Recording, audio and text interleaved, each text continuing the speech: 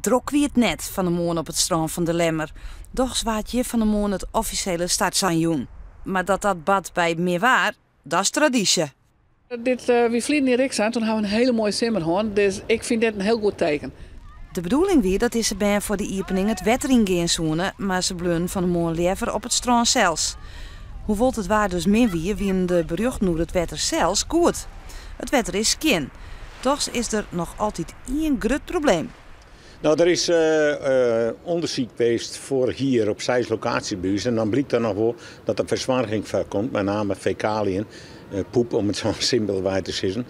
Dat wetter versmurgen wordt en dat is natuurlijk net de bedoeling, want wij willen graag dat mensen in skinwetter zwemmen.